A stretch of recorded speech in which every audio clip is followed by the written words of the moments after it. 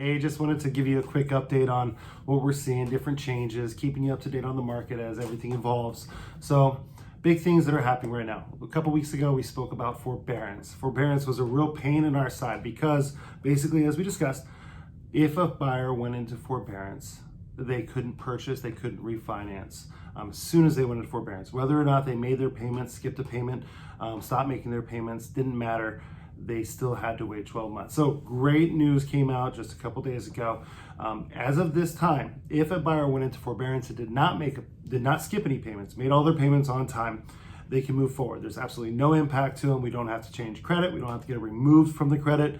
They don't have to come out of forbearance. They can keep making their payments, stay in forbearance, and we can close on their loan. So that's great news because we were having a lot of clients that were just going into forbearance out of precaution and, making their payments continue as normal, but just having that safety net. So if they couldn't make it, they were fine.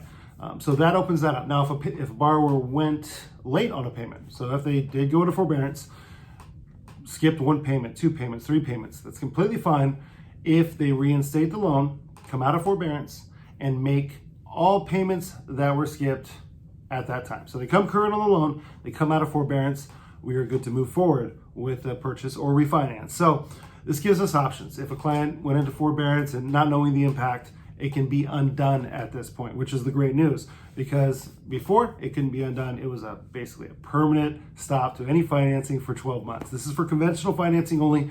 FHA, we still haven't got any guidance. So outside of that, product changes. Obviously, DPA is coming back to us lenders. We're doing DPA now, and we do have some restriction. Our current restriction is regarding credit score, DTI. Give me a call. I can definitely get into that. And FHA is loosening up. We were at 640. We're now going down to 620 DTI, which is great. A lot of lenders are still capped at a minimum 640 credit score. There are still DTI restrictions, things like that, but it's giving options, which is great.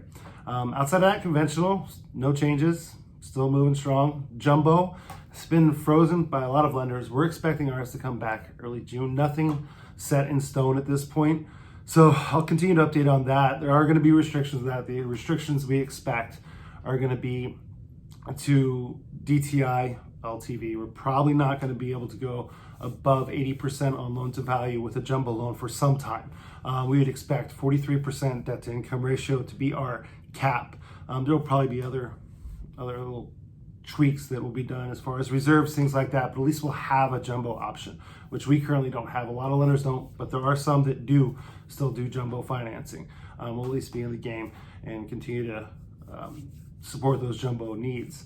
Outside of that, interest rates still stable-ish. The bond market has dropped a little bit. I would say over the last 2 weeks, we probably lost about an 1/8% in interest rate. Not much in the bond, maybe 40 basis points. We did have an alert to lock the other day where we lost 25 basis points like that. So we're seeing that negative movement that I kind of thought we would see as COVID kind of wears off in a sense. I don't know if it's the appropriate word, but as people get back to normal, I think interest rates are going to go back up. Not a tremendous amount. I mean, we're probably looking at another 1/4%, but I personally don't think they're going to hold on for a tremendous amount of time.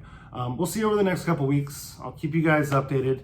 If there's anything I can help with, please don't hesitate to call me. We're always here. Nicole's here. Just let us know what we can do for you, and we'll talk later. Bye.